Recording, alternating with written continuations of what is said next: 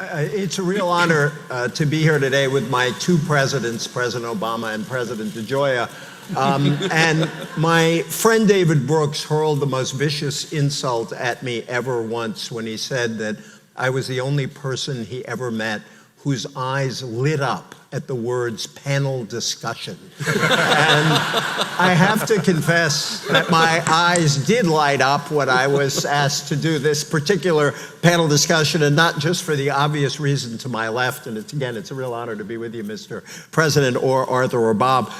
Poverty is a subject we talk about mainly when tragic events such as those we witnessed recently in Baltimore grab our attention, and then we push it aside, we bury it, we say it's not politically shrewd to talk about it. So I salute Georgetown, my friend John Carr and Galen Carey, and all the other extraordinary people who are gathered here for the Poverty Summit from all religious traditions all over the country. Our friend Jim Wallace once said that if you cut everything Jesus said about the poor out of the gospel, you have a book full of holes. And these are evangelicals, Catholics, and others who understand what the scriptures say. Just two quick organizing points on our discussion. The first is that when it's time to go, please keep your seats so the president can be escorted out. The other is that Bob and Arthur and I all agreed that we should direct somewhat more attention to President Obama than to the other members of the panel. I just say that, I say that in advance so that you know this was our call and not some exercise in executive power. This was our, decision to do this. And in any event, we hope this will be a back and forth kind of discussion. Bob and Arthur, feel free to interrupt the president if you feel like it. My first question, Mr. President, is the obvious one. A friend of mine said yesterday, when do presidents do panels? And what came to mind is the late Admiral Stockdale, who am I, why am I here? And I'd like to ask you why you decided, this is a very unusual venue for a president to put himself in. And I'd like to ask you, where do you hope this discussion will lead beyond today? And I was struck with something you said in your speech last week. You said politicians talk about poverty and inequality and then gut policies that help alleviate poverty and reverse inequality. Why are you doing this, and how do you want us to come out of here? Well, first of all, I want to thank President DeGioia, the Georgetown community, all the groups, nonprofits, faith-based groups, and others who are hosting this today, and I want to thank this terrific panel.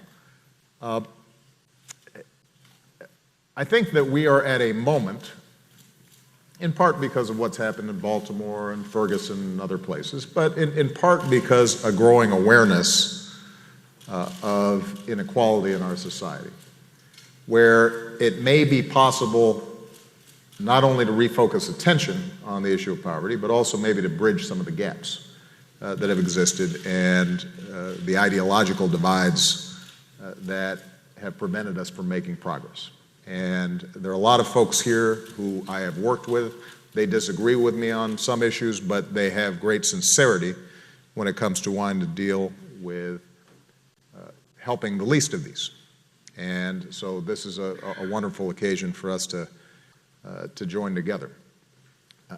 Part of the reason I thought this venue would be useful, and I wanted to have a dialogue with Bob and Arthur, is that we have been stuck, I think, for a long time in a debate that creates a couple of straw men, right? The stereotype is that you've got folks on the left who just want to pour more money into social programs and don't care anything about culture or parenting or family structures, and that's one stereotype. And then you've got cold-hearted, free market capitalist types who are reading Ayn Rand and think everybody's moochers, and that's and I think the truth is more complicated.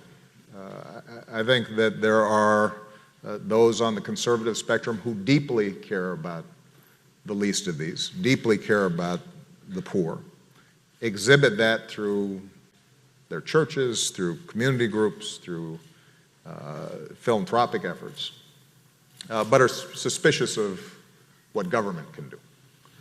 And then there are those on the left who I think are in the trenches every day and see how important parenting is and how important family structures are and the connective tissue that holds communities together, and recognize that that contributes to poverty when those structures fray, but also believe that government and resources can make a difference in creating an environment in which young people can succeed despite great odds.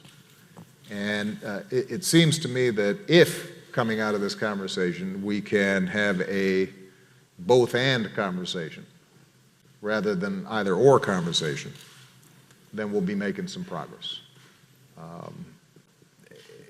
And the last point I guess I want to make is I also want to emphasize we can do something about these issues. I think it is a mistake for us to suggest that somehow every effort we make has failed and we are powerless to address poverty. That's just not true. First of all, just in absolute terms, the poverty rate, when you take into account tax and transfer programs, has been reduced about 40% since 1967. Now, that does not lessen our concern about communities where poverty remains chronic. It does suggest, though, that we have been able to lessen poverty when we decide we want to do something about it. In every low-income community around the country, there are programs that work to provide ladders of opportunity to young people. We just haven't figured out how to scale them up.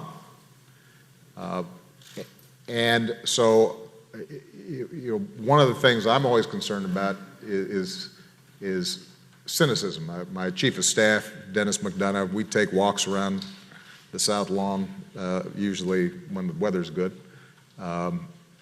And a lot of it is policy talk. Sometimes it's just talk about values. And one of our favorite sayings is, our job is to guard against cynicism,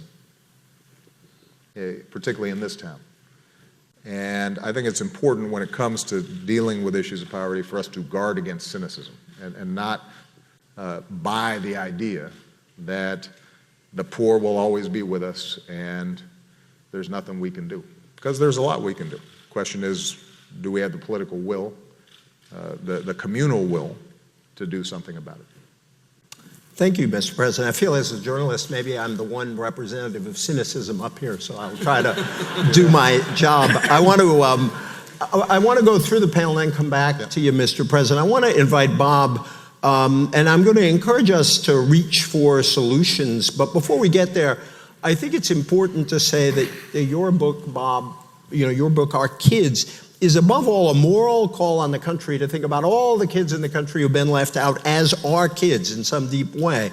And you make the point that the better off and the poor are now so far apart that the fortunate don't even see the lives of the unlucky and the left behind. You wrote, before I began this research, I was like that. And following on what the president said, you insist that the decline in social mobility, the blocking of the American dream for so many, is a purple problem. And I may have some questions later on that, but I really would like you to lay out the red and blue components. And also, how do we break through a politics in which food stamp recipients are still somehow cast as privileged or the poor demonized? But I'd like you to lay out sort of the moral call of your book. Thanks. Thanks, EJ, and thanks to the President and to Arthur for joining me in this conversation. I think in this domain, there's good news and bad news, and it's important to begin with the bad news because we have to understand where we are. The President's absolutely right that the war on poverty did make a real difference, but it made a difference more for poverty among people of my age than it did for poverty among kids.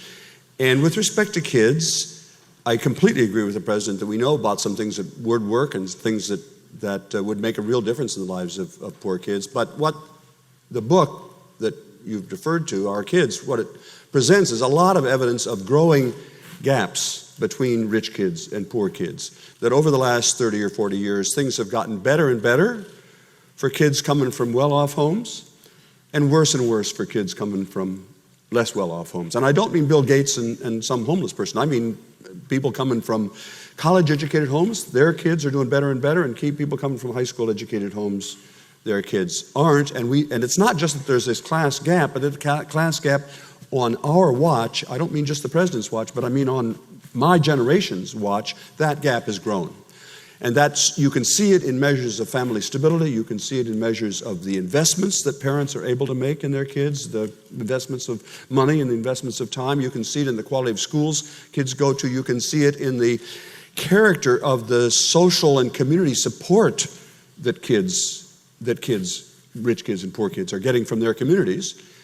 Church attendance is a good example of that, actually. Churches are an important source of social support for kids outside their own family, but church attendance is down much more rapidly among kids coming from impoverished backgrounds than among kids coming from wealthy backgrounds. And so I think what all of that evidence suggests is that we do face, I think, actually a serious crisis in which increasingly the most important decision that anybody makes is choosing their parents.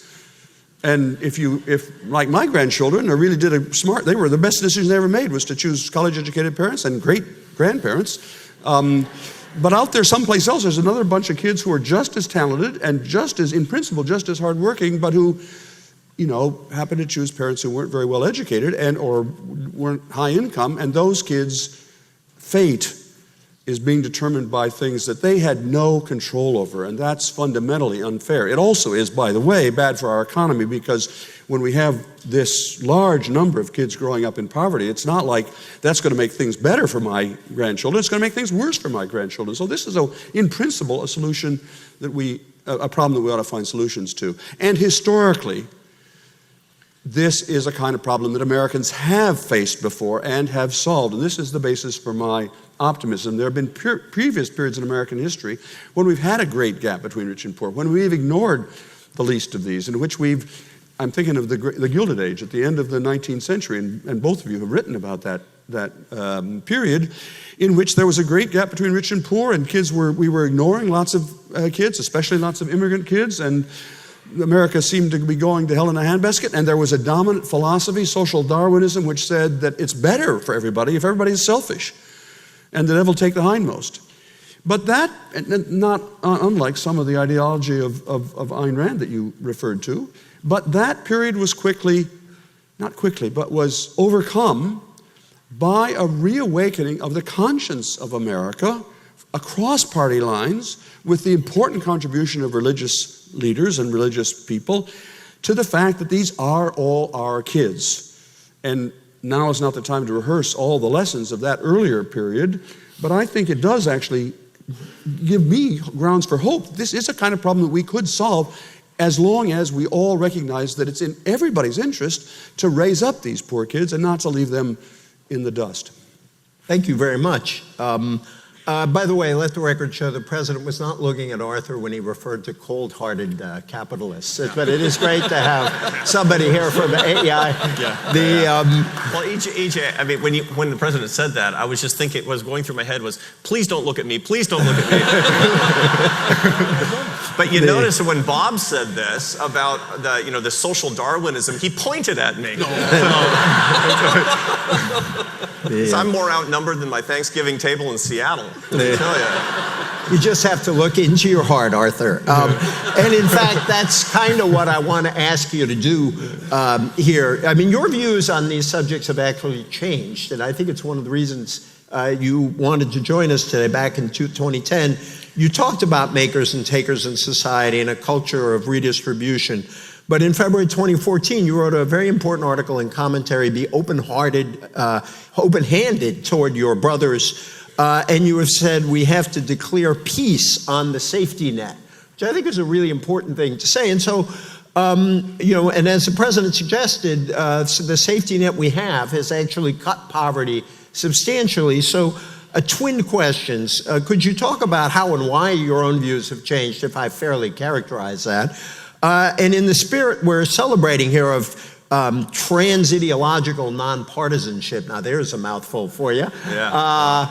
In that spirit, where can Republicans cooperate with Democrats, conservatives with liberals on safety net issues like making the earned income tax credit permanent or expanding the child tax credit? I mean, where can we find not just verbal common ground, but actual common ground to get things done for the least among us? Well, thank you, EJ, and thank you, Mr. President. It's an honor to be here and with all of you. This is such an important exercise in bringing Catholics and evangelicals together, but having a public discussion.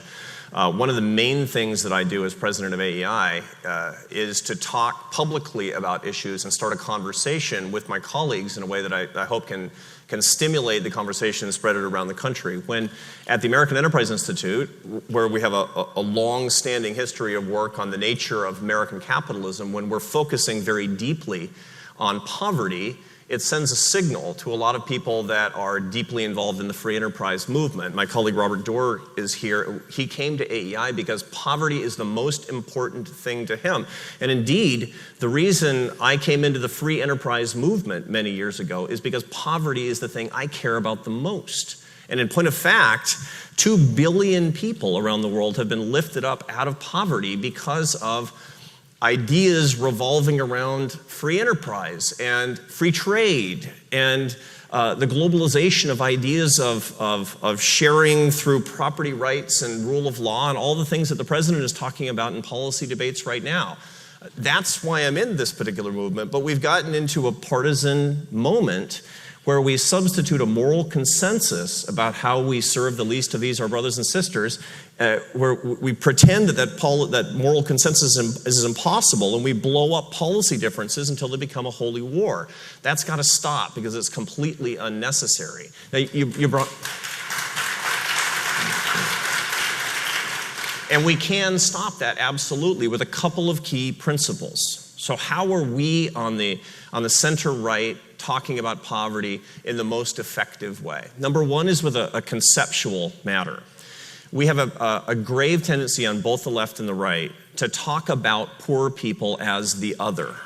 Remember in Matthew 25, these are our brothers and sisters. Jim Wallace and I have this road show where we go to campuses and everybody wants to set us up in right-left debates, and it never works out because it turns out we both have a commitment to the teachings of the Savior when it comes to treating the least of these, our brothers and sisters.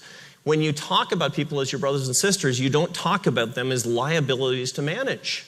They're not liabilities to manage. They're assets to develop, because every one of us made in God's image is an asset to develop. That's a completely different approach to poverty alleviation. That's a human capital approach to poverty alleviation. That's what we can do to stimulate that conversation on the political right, just as it can be on the political left.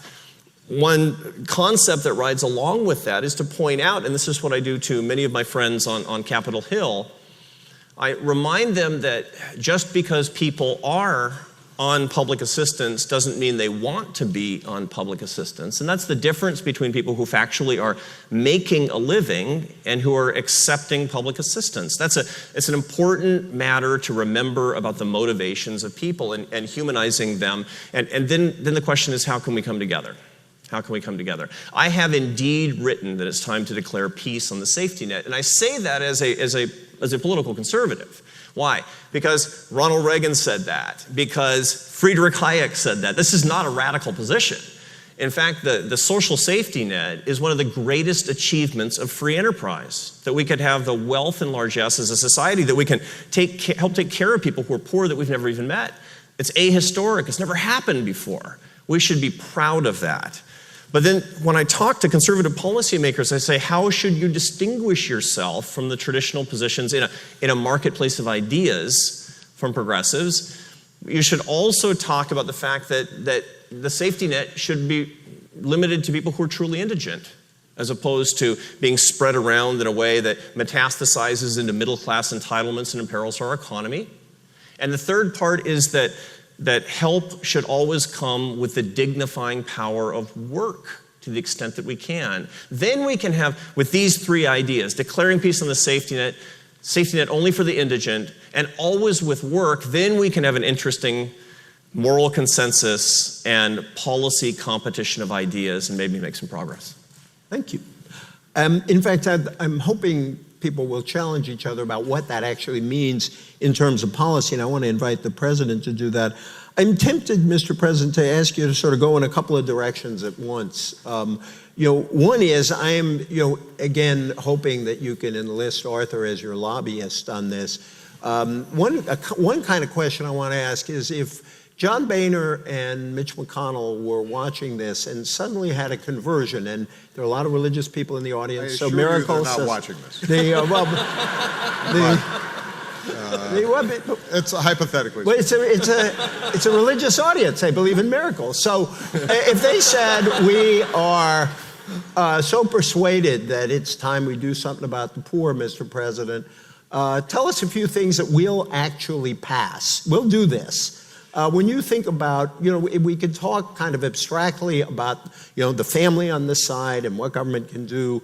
What do you think would actually make a difference? So that's one kind of question I'm tempted to ask. And maybe you could put that into context of Bob's mention of the Gilded Age, because, as you know, I was much taken by that Osawatomie speech. I even learned how to pronounce Osawatomie thanks to you back in 2020. Help me. Anyway. A couple of years ago. A couple of years ago. 2011. And it really did put this conversation in context where we do seem in certain ways to be having the problems we had back then. So what would you tell Congress? Please help me on this. And how do we sort of move out of this Gilded Age feeling kind of period? Well, let me tease out a couple of things that both Bob and Arthur said, and maybe some of these will be challenging to a couple of them. They may want to respond. But let me talk about big picture, and then we can talk about specifics.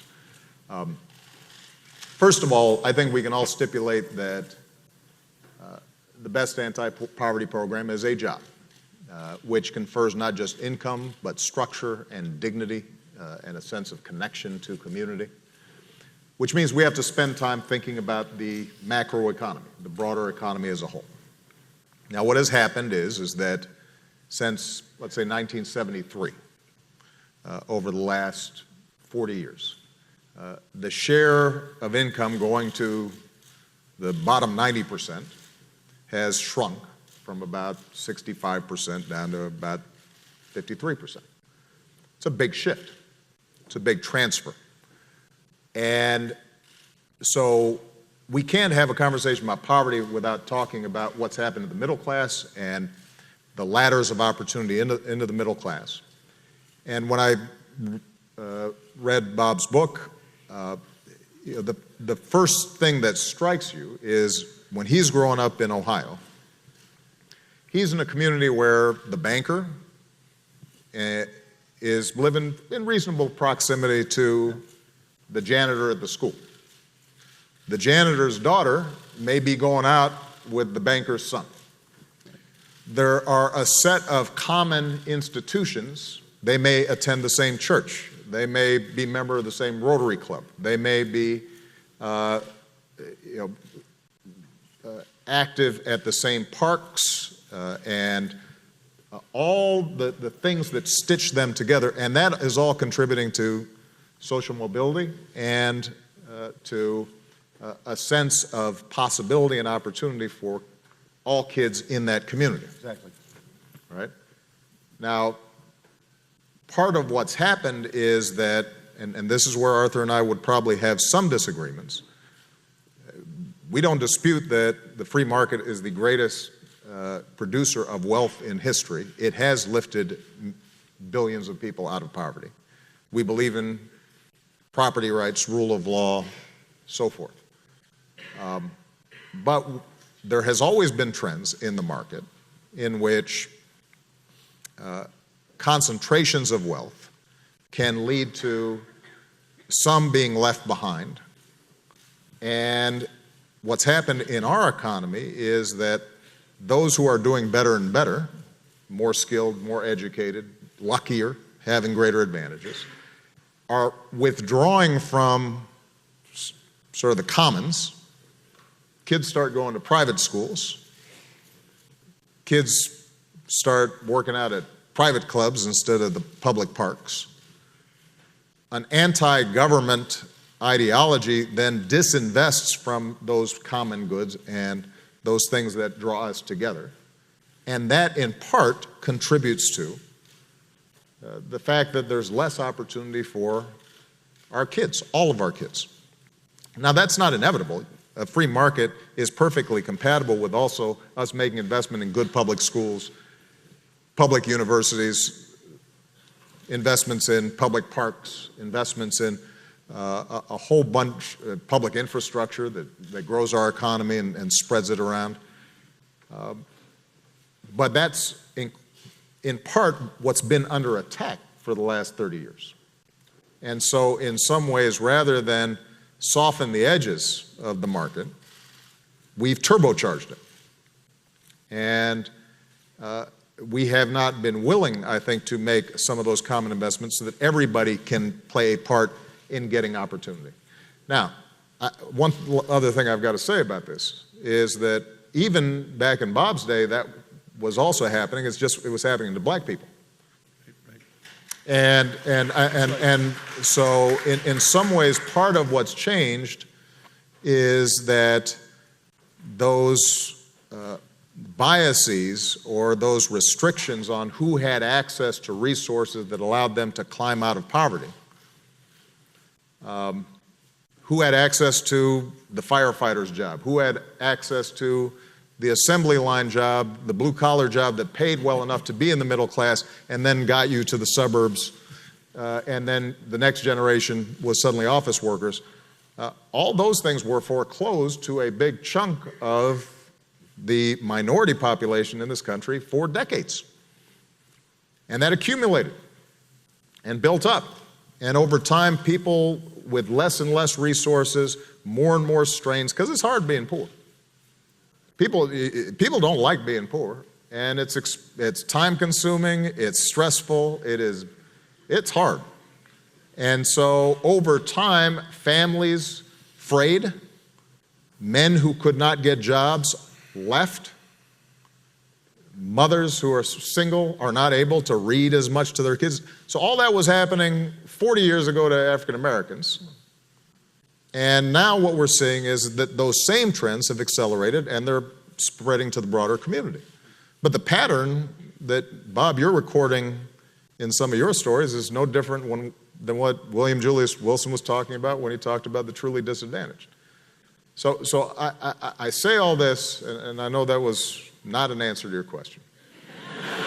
I will be willing to answer, but I think it is important for us at the outset to acknowledge, if in fact we are going to find common ground, then we also have to acknowledge that there are certain investments we are willing to make as a society as a whole in public schools and public universities, in today, I believe, early childhood education, in making sure that that economic opportunity is available in communities that are isolated, and that somebody can get a job, and that there's actually a train that takes folks to where the jobs are.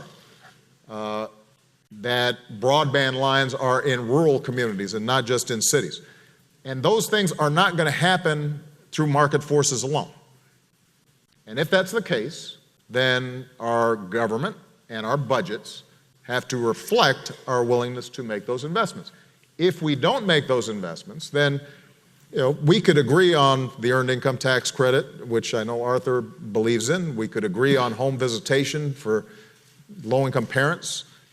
All those things will make a difference, but the broader trends in our society will make it harder and harder for us to deal with both inequality and poverty. And so I think it's important for us to recognize there is a genuine debate here, and that is, what portion of our collective wealth and budget are we willing to invest in those things that allow a poor kid, whether in a rural town or in Appalachia or in the inner city, to access what they need both in terms of mentors and social networks, as well as decent books and computers and so forth, in order for them to succeed along the terms that Arthur discussed. And right now, they don't have those things, and those things have been stripped away. You look at state budgets, you look at city budgets, and you look at federal budgets, and we don't make those same common investments that we used to. And it's had an impact. And we shouldn't pretend that somehow we have been making those same investments. We haven't been. And there's been a very specific ideological push not to make those investments. That's where the argument comes in. And if I could follow up, which gets to the underlying problem where we talk piously sometimes about let's tear down these ideological red-blue barriers, yet when push comes to shove, these things get rejected. How do you change the politics of that? I mean, that, you know, as you said, that Mitch McConnell and John Boehner were unlikely to be watching us. That actually has a kind of political significance, not to this event, but in general. I was suggesting they're busy right now. They've got votes. And, no, but I think you were saying something else. You know, how do you tear down those barriers? Because you laid out a fairly robust agenda there, and I want to, forgive me, Arthur and Bob, but I'm curious, how do you get from here to there? Well, part of what happened in our politics, and part of what shifted from when Bob was young and he was seeing a genuine community. There were still class divisions in your small town. There were probably certain clubs or certain activities that were still restricted to the banker's son as opposed to the janitor's son. But it was more integrated. Part of what's happened is that elites in a very mobile, globalized world are able to live together away from folks who are not as wealthy. And so they feel less of a commitment to making those investments. In that sense, sort of what used to be racial segregation now mirrors itself in class segregation and this great sorting that's taken place. Now that creates its own politics, right? I mean, there's some communities where I don't know, not only do I not know poor people, I don't even know people who have trouble paying the bills at the end of the month. I just don't know those people. And so there's a less sense of investment in those children. So that's part of what's happened. But part of it has also been, there's always been a strain in American politics where you've got the middle class and the question's been, who are you mad at if you're struggling? If you're working, but you don't seem to be getting ahead. And over the last 40 years, sadly, I think there's been an effort to either make folks mad at folks at the top or to be mad at folks at the bottom. And I think the effort to suggest that the poor are sponges, leeches, don't want to work, are lazy, are undeserving, got traction. And look, it's still being propagated. I mean, I have to say that if you watch Fox News on a regular basis, it is a constant menu. They will find like folks who make me mad. I don't know where they find them, right? They're all like I don't want to work. I just want a free Obama phone or whatever. And that becomes an entire narrative, right? That gets worked up. And you, very rarely do you hear an interview of a waitress, which is much more typical, who's raising a couple of kids and is doing everything right, but still can't pay the bills. And so if we're going to change how John Boehner and Mitch McConnell think, we're going to have to change how our body politic thinks, which means we're going to have to change how the media reports on these issues and how people's impressions of what it's like to struggle in this economy looks like and how budgets connect to that. And it's a hard process because that requires a much broader conversation than typically we have on the nightly news. I'm tempted to welcome Arthur to defend his network, but instead, I want to sort of maybe invite him to an altar call here. I want to invite you to a kind of altar call, which is the president talked about some basic public investments that are actually pretty old-fashioned public investments along the lines of somebody like President Eisenhower supported a lot of those kinds of investments. Most Republican president. What? Abraham Lincoln thought things like land-grant colleges and infrastructure, investments in basic research and science were important. I suspect, Arthur, you'd agree in theory about those investments, and then the question would be, how much? How much? How much? Yeah. Sure. Look, no good economist, no self-respecting person who understands anything about economics denies that there are public goods. There just are public goods.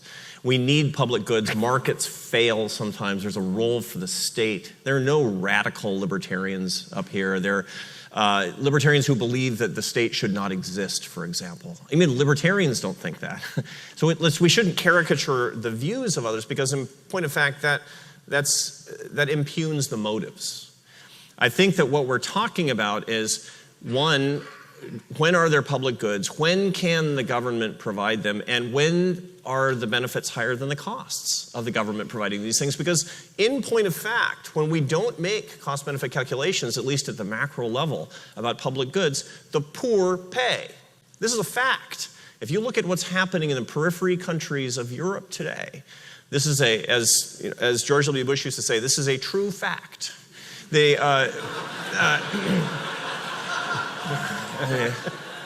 It's more emphasis. There's nothing wrong. If you don't pay attention to the macroeconomy and the fiscal stability, you will become insolvent. And if you become insolvent, you will have austerity. And if you have austerity, the poor always pay. Jim Wallace taught me this. The poor always pay when there's austerity. The rich never pay. The rich never are left with the bill. It's the poor who are left with the bill. So if you join me in believing the safety net is a fundamental moral right and it's a privilege of our society to provide, you must avoid austerity and you must avoid insolvency. And the only way that you can do that is with smart policies. And I'm 100% sure that the president agrees with me about smart macroeconomic public policies. So I'm not caricaturing these views either. Although, can you believe he said Obama phone? And he's against the Obama phone, so let's stipulate to that. That's right. Yeah. Just only because they took away his phone. Now, since we believe that there should be public goods, then we're really talking about the system that provides them and provides them efficiently. The president talked about the changing structure of the income distribution, and it's unambiguously true. What I would urge us to regret is this notion that it's not a shift but a transfer.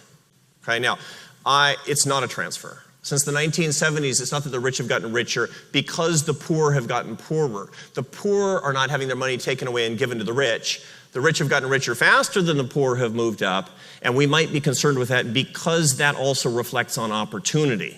And as an opportunity society, as an equal opportunity society, we should all be really concerned with that. But to the extent that we can get away from this notion that the rich are stealing from the poor, then we can look at this, and I think, in a way that's constructive. Why? Because the rich are our neighbors, and the poor are our neighbors, and everybody else should be our neighbors, and they're all our kids. And I think getting away from that rhetoric is really important. And then the last point is actually, as we come to consensus, is remembering that capitalism or social democracy or any system is just a system.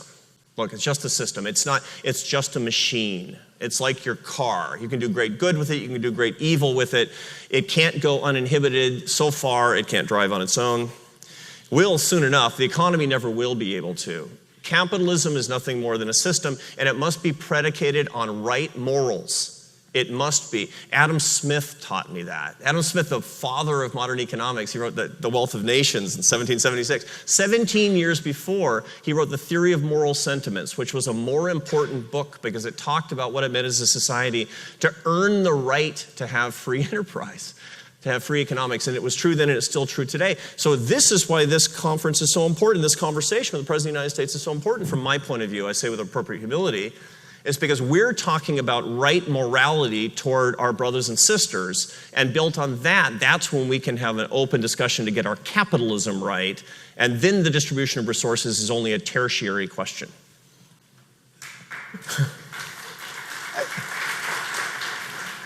I still want to know how much infrastructure you're actually willing to vote for, but I'll take it. I'll take $41 billion. All right, it's a start. We can negotiate. This is in a way for both the president and Bob, because in this conversation about poverty, there's kind of consensus on this stage that yes, you need to care about family structure, it really matters, but if you don't worry about the economy, you're not sort of thinking about why the battering rams against the family. And yet, this family conversation can make a lot of people feel uneasy, because it sounds like either you're not taking politics seriously or you're not taking the real economic pressures seriously.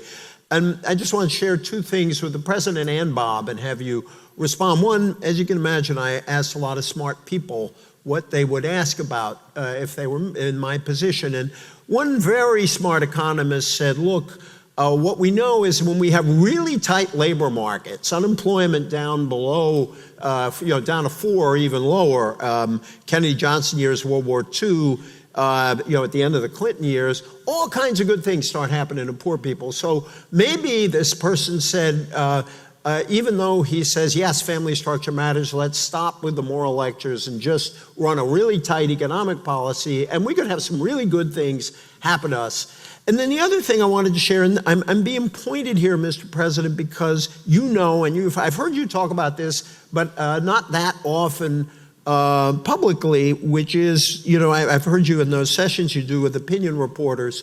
Ta-Nehisi Coates wrote something back in 2013 about your talk about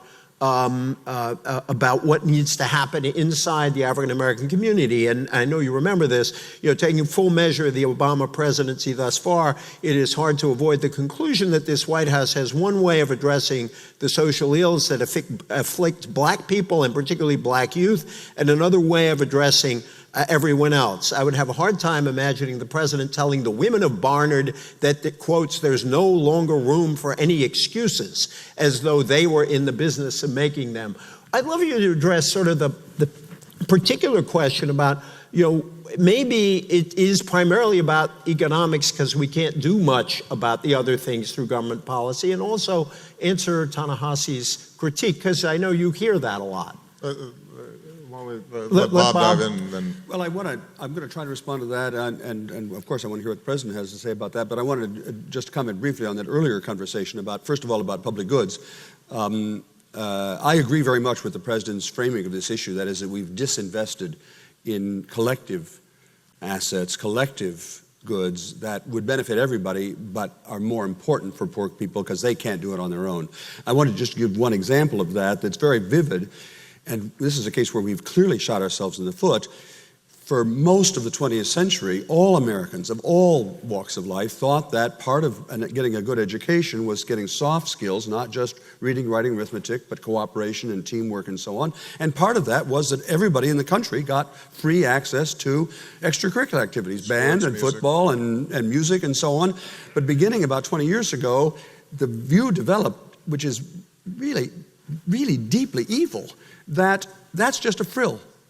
And so we disinvested, and we said, if you want to take part in football here, or you want to take part in music, you've got to pay for it. And of course, what that means is that poor people can't pay for it. It's a big deal. $1,600 on average for 2 kids in a family. Well, $1,600 to play football, or play in the band or French club or whatever. It's not a big deal if your income is $200,000, but if your income is $16,000, who in their right mind is going to be paying 10% of their family income? So it seems to me that that's a case where the allegation that the benefits of learning teamwork and hard skills and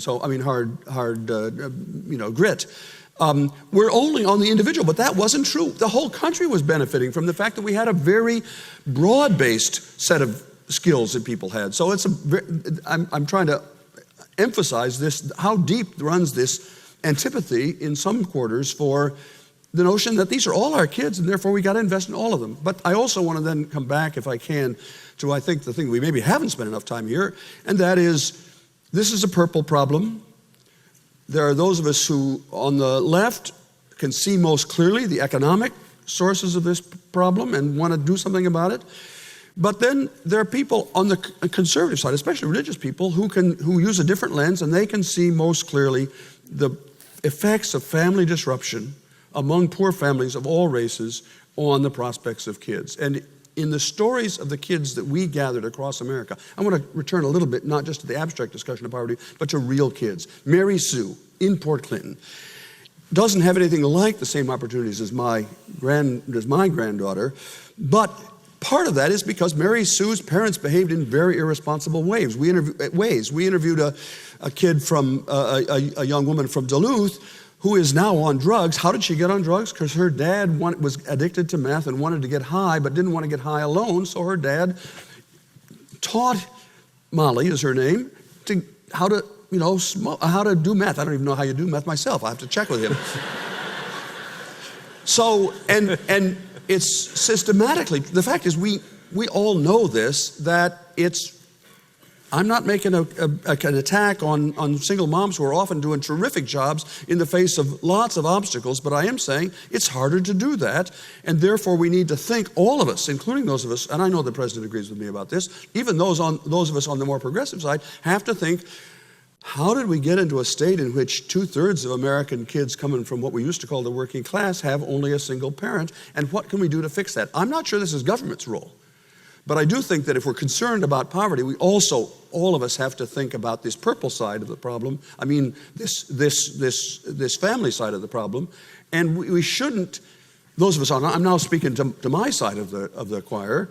We shouldn't just assume that anybody who talks about family stability is somehow saying that the economics don't matter. Of course, the economics matter. It's both and. It's not either or. Mr. President? Well, a couple of things I would say. First of all, just going back to something Arthur said earlier about how we characterize the wealthy, and did they take this extra wealth from the poor, the middle class. These are broad economic trends, turbocharged by technology and globalization, a winner-take-all economy that allows those with even slightly better skills to massively expand their reach and their markets, and they make more money, and it gets more concentrated, and that then reinforces itself. But there are values and decisions that have aided and abetted that process. So, for example, in the era that Bob was talking about, if you had a company in that town, that company had a whole bunch of social restraints on it because the CEO felt it was a member of that community, and the sense of obligation about paying a certain wage or contributing to the local high school or what have you was real. And today, the average Fortune 500 company, some are great corporate citizens, some are great employers, but they don't have to be, and that's certainly not how they're judged. And that may account for the fact that where a previous CEO of a company might have made 50 times the average wage of the worker, they might now make 1,000 times or 2,000 times. And that's now accepted practice inside the corporate boardroom. Now, that's not because they're bad people. It's just that they have been freed from a certain set of social constraints. And those values have changed. And sometimes tax policy has encouraged that.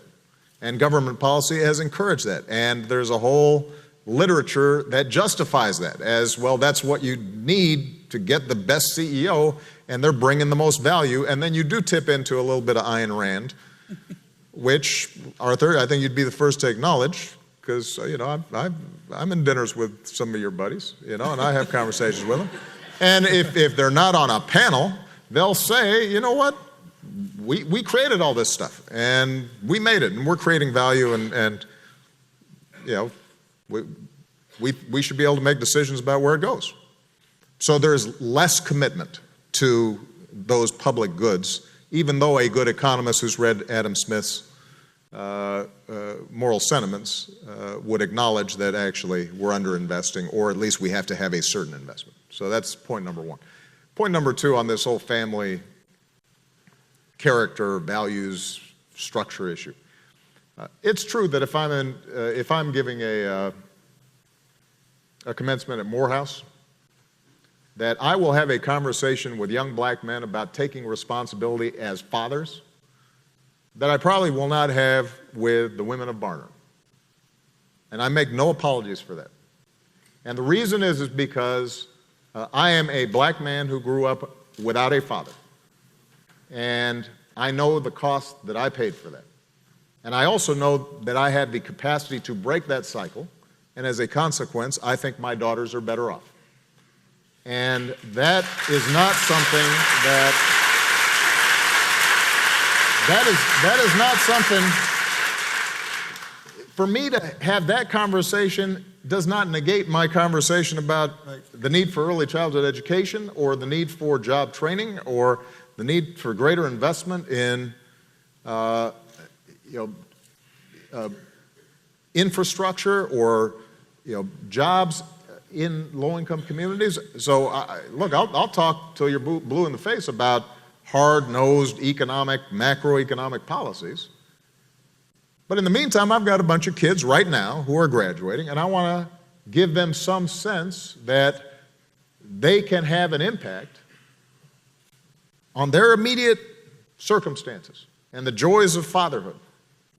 And we did something with my brother's keepers, which emphasizes apprenticeships and emphasizes corporate responsibility, and we're gathering resources to give very concrete hooks for kids to be able to advance. And I'm going very hard at issues of criminal justice reform and breaking this school to prison pipeline that exists for so many young African American men. But when I'm sitting there talking to these kids, and I've got a boy who says, you know what, how did you get over being mad at your dad? Because I've got a father who beat my mom and now has left. And has left the state, and I've never seen him because he's trying to avoid $83,000 in child support payments. And I want to love my dad, but I don't know how to do that. I'm not going to have a conversation with him about macroeconomics. I'm going to have a conversation with him about how I tried to understand what it is that my father had gone through and how issues that were very specific to him created his difficulties in his relationships and his children, so that I might be able to forgive him and that I might then be able to come to terms with that. And I don't apologize for that conversation. I think, and so this is what I mean when this is where I agree very much with Bob, that this is not an either-or conversation. It is a both-and. The reason we get trapped in the either-or conversation is because all too often, not Arthur, but those who have argued against a safety net or argued against government programs have used the rationale that character matters, family matters, values matter, as a rationale for the disinvestment in public goods that took place over the course of 20 to 30 years. If, in fact, the most important thing is character and parents, then it's okay if we don't have band and music at school. That's the argument that you will hear. It's okay. Look, there are immigrant kids who are learning in schools that are much worse, and we're spending huge amounts in the district, and we still get poor outcomes. And so obviously money is not the issue. And so what you hear is a logic that is used as an excuse to underinvest in those public goods. And that's why I think a lot of people are resistant to it. and are skeptical of that conversation. And I guess what I'm saying is that, guarding against cynicism, what we should say is we are going to argue hard for those public investments. We're going to argue hard for early childhood education because, by the way, if a young kid, 3, 4 years old, is hearing a lot of words, the science tells us that they're going to be more likely to succeed at school. And if they've got trained and decently paid teachers in that preschool, then they're actually going to get, by the time they're in the 3rd grade, they'll be reading at grade level. And those are all very concrete policies, but it requires some money. We're going to argue hard for that stuff. And lo and behold, if we do those things, the values and the character that those kids are learning in a loving environment where they can succeed in school and they're being praised and they can read at grade level and they're less likely to drop out. And it turns out that when they're succeeding at school and they've got resources, they're less likely to get pregnant as teens and less likely to engage in drugs and less likely to be involved in the criminal justice system. That is a reinforcement of the values and characters that we want. And that's where we as a society have the capacity to make a real difference. But it will cost us some money. It will cost us some money. It's not free. You look at a state like California that used to have by far the best public higher education system in the world, and there's a direct correlation between Proposition 13 and the slow disinvestment in the public university system so that it became very, very expensive. And kids got priced out of the market. Or they started taking on a whole bunch of debt. Now that was a public policy choice based on folks not wanting to pay property taxes. And that's true in cities and counties and states all across the country. And that's really a big part of our political argument. So I am all for values, I am all for character, but I also know that that character and that values, the values that our kids have that allow them to succeed in delayed gratification and discipline and hard work, that all those things in part are shaped by what they see really early on. And some of those kids right now, because of no fault of those kids and because of history and some tough going generationally, some of those kids, they're not going to get help at home. They're not going to get enough help at home. And the question then becomes, are we committed to helping them instead? That's right. Mr. President, I want to follow up on that and then invite Arthur and Bob to reply. Arthur, you clearly got a plenary indulgence in this session on all kinds of positions. A lot of us, I think, feel that we made bargains with our friends on the conservative side, that I agree with the idea that you've got to care about what happens in the family if you're going to care about social justice, and you got to care about social justice if you care about the family.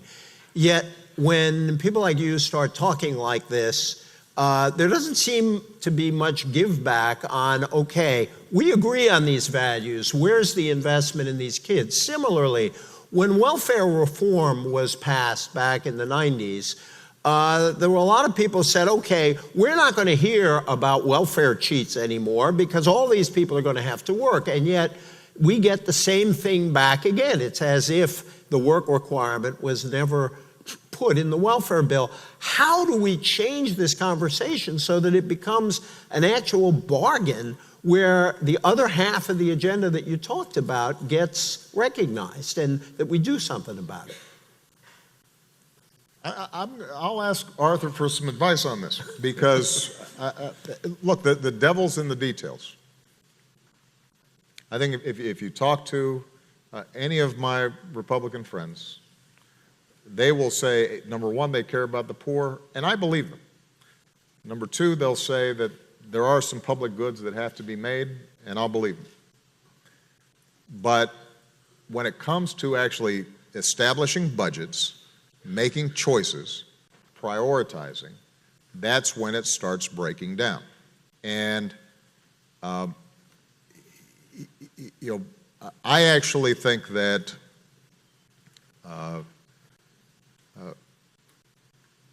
There will come a time when political pressure leads to a shift, because more and more families, not just inner city African American families or Hispanic families in the barrios, but more and more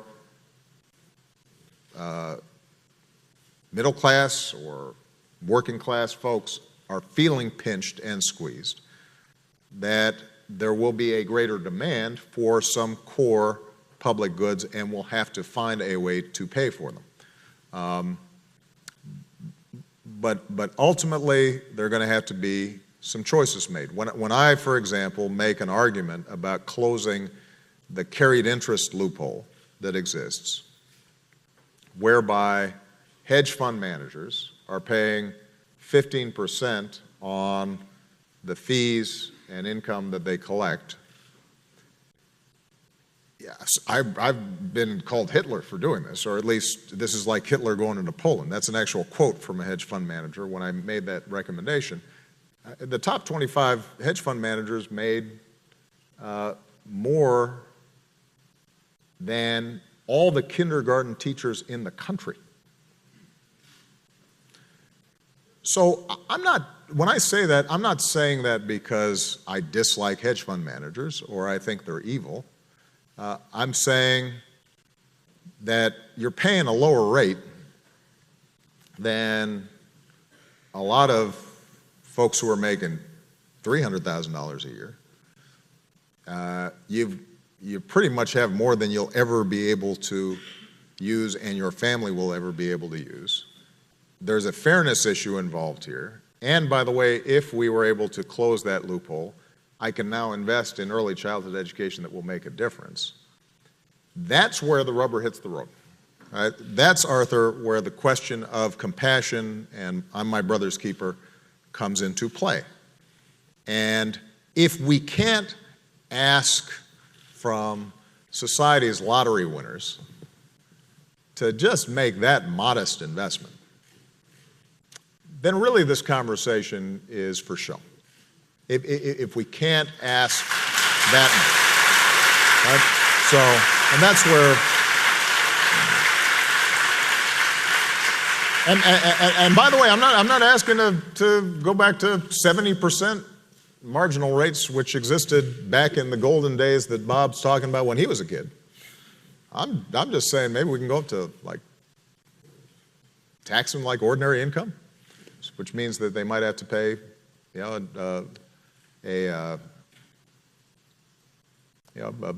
true rate of around 23-25%, which by historical standards, post-war era, would still be really low. So that's the kind of issue where if we can't bridge that gap, then I suspect we're not going to make as much progress as we need to, although we can find some areas of agreement like the earned income credit, which I give Arthur a lot of credit for extolling because it encourages work and it could help actually strengthen families. So Arthur, raise capital gains taxes for us here. Yeah, sure. Sure. Fine. These are show issues. Corporate jets are show issues. Carried interest is a show issue. The real issue, middle class entitlements. 70% of the federal budget. That's where the real money is. And the truth of the matter is, until we can take that on, if we want to make progress, if the left and right want to make progress politically as they put together budgets, they're going to have to make progress on that. Now, if we want to increase taxes on carried interest, I mean, that's fine for me. Not that I can speak for everybody. Certainly not everybody on the Republican side. And by the way, Mitch McConnell and John Boehner are watching, at least indirectly, and they're paying attention to this, 100% sure, because they care a lot about this. And they care a lot about both culture and economics, and they care a lot about poverty. And again, we have to be really careful not to impugn their motives. And impugning motives on the other side is the #1 barrier against making progress. Ad hominem is something we should declare war on and defeat, because then we can take on issues on their face, I think. It's really important morally for us to be able to do that. Who, by the way, were you having dinner with who was discussing Ayn Rand, and why wasn't I invited? So if we want to make progress, let's decide that we have a preference let's have a rumble over how much money we're spending on public goods for poor people, for sure. And Republicans should say, I want to spend money on programs for the poor, but I think these ones are counterproductive, and I think these ones are ineffective. And Democrats should say, no, they're not. We've never done them right, and they've always been underfunded. I want to have that competition of ideas. That's really productive. But we can't even get to that when politicians on the left and the right are conspiring to not touch middle-class entitlements, because we're looking at it in terms of the right saying all the money's gone on this, and the left saying all we need is a lot more money on top of these things, when most people who are looking at it realize that this is an unsustainable path. It's an unsustainable path for lots of things, not just programs for the poor. We can't adequately fund our military. I think you and I would have a tremendous amount of agreement about the misguided notion of the sequester, for lots of reasons, because we can't spend money on purpose. And that's what we need to do when we're on an automatic path to spend tons of money in entitlements that are leading us to fiscal unsustainability. We can't get to these progressive conversations where conservatives and liberals really disagree and can work together potentially to help poor people and defend our nation. But I just want to say, if the carried interest is a show issue, why can't we just get it out of the way and move forward, you know? But that's, well... Again, DJ, fine. It is real money. It's, yeah, I mean... It's real money. Here's what I'd like to do. I think we have about 3 minutes left, so I'd like Bob to speak, and then I have one last question for the president. Well, probably all of us would agree about this. We need to, a little bit, rise out of the Washington bubble and the debates about these things. Of course they're important. I understand why they're important. But actually, we're speaking here to an audience of people of faith. We're speaking more largely to America. And I think we ought not to disempower ordinary Americans. If they care about these problems, Americans can change the politics that would, over the next 5 to 10 years, make a huge difference. And I'm not talking about changing Republican, Democrat. I'm talking about making poverty and the opportunity to escape from poverty a higher issue on both parties' agendas. I have some hope that will happen. I understand, this may not be true, Mr. President. I understand that there's going to be an election next year, and... That's a true fact. That's a true fact.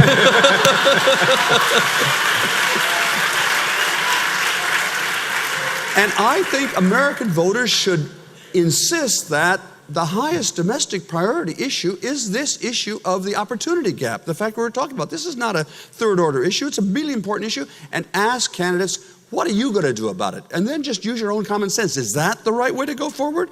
I think that we need, as a country, not just from the top down and from Washington, but from across the grassroots, to focus, and in congregations and parishes all across this country, focus on what we can do to reduce this opportunity gap in America.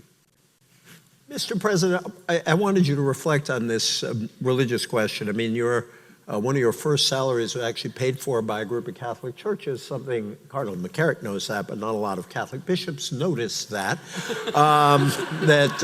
you were organizing for a group of Southside churches. You know what faith-based groups can do, and I'd like you to talk about sort of three things at the same time, which is the role of the religious community simply in calling attention to this problem, the issues of how government can cooperate with these groups, and sort of the prophetic role of these ideas for you, where your own reflections on your own faith have led you on these questions. Well, first of all, it's true. My first job was funded through the Campaign for Human Development, which was the social justice arm of the Catholic Church. And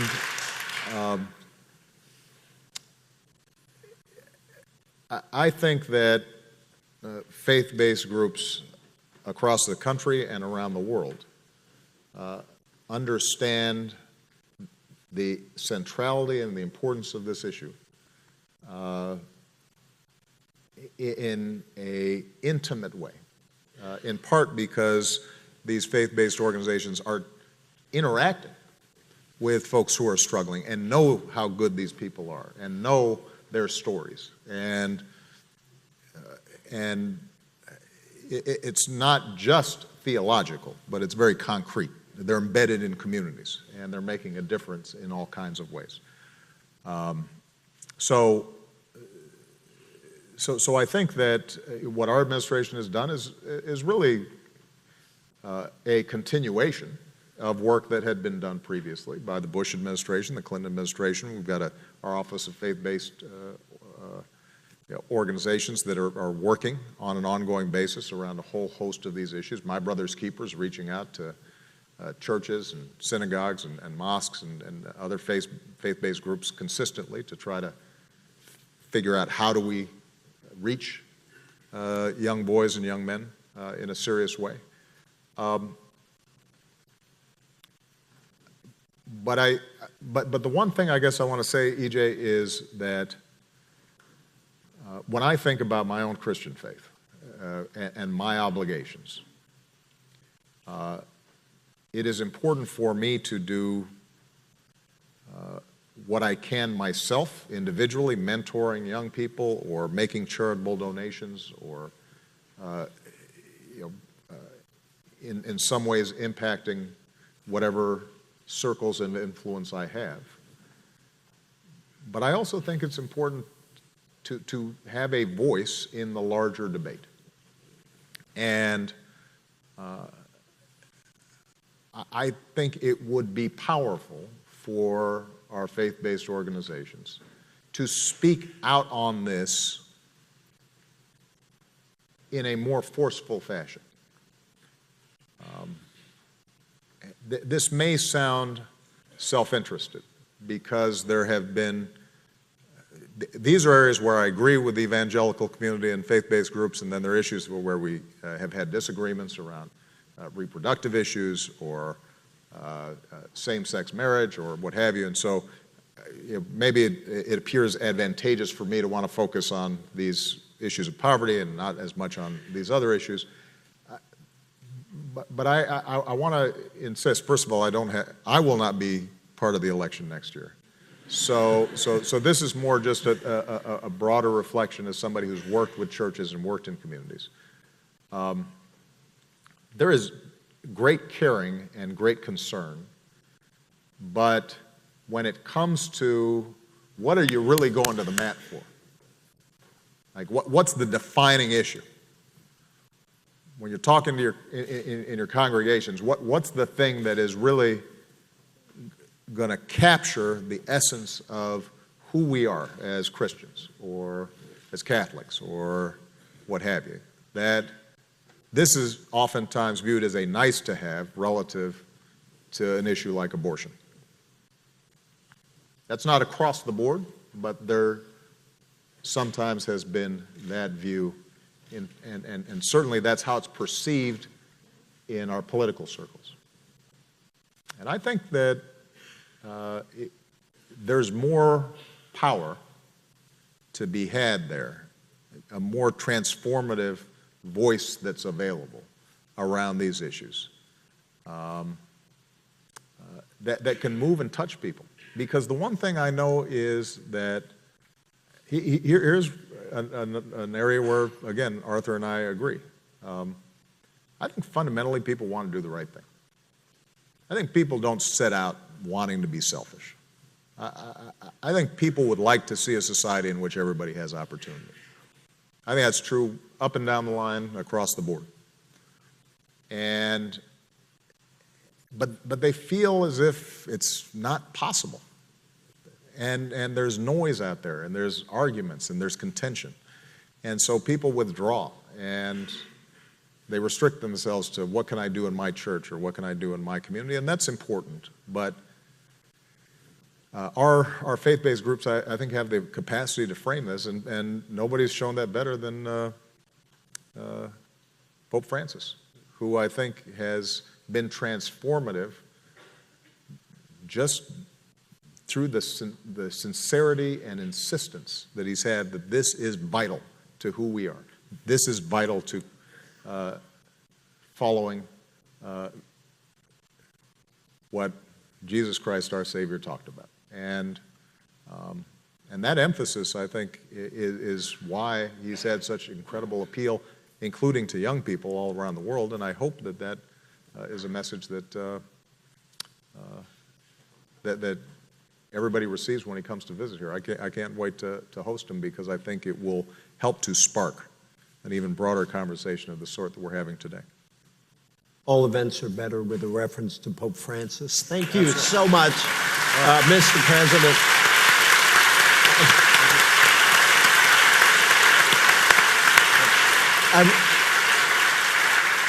I really want to thank Arthur and Bob, and thank you, Bob, for writing this book that's moved us all, and thank you, Mr. President, for being here, and John and Galen and so many others for creating this. If I may close by simultaneously quoting Amos and Dr. King, "Let justice roll down like waters and righteousness like a mighty stream." Bless you all. Thank you, Mr. President. Thank you.